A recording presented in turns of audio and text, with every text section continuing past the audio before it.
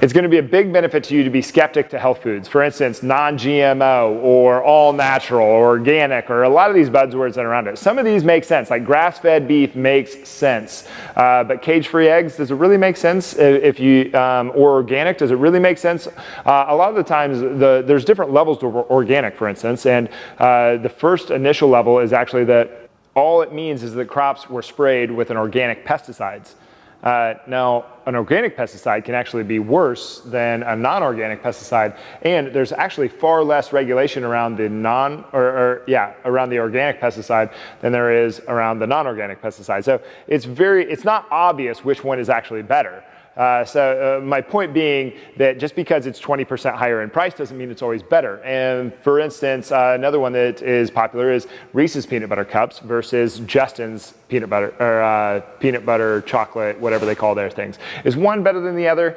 I don't know. I really highly doubt it. And I think you're kind of splitting hairs by the time that you get to that level. You're picking between your candy bars, right? And I'm not saying that that small choices don't end up becoming big deals, because it's the small choices that you make when you actually dice it up that turn into and accumulate into something large.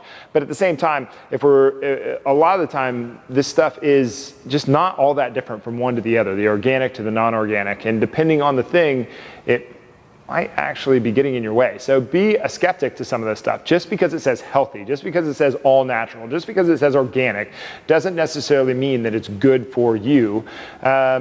It's just going to be a big benefit to look at this stuff from a healthy skepticism. That's what I'm trying to say. Because when you walk into a grocery store, that grocery store is set up so that there's a lot of research that has been poured into this that they have done to figure out where you're more likely to buy the things as you walk through the store. For instance, why is the milk and the eggs always in the back as you're walking in, always in the back right-hand corner? Why is the produce always to the left? Why is the frozen food section always to the right? Why is all the processed food always in the middle?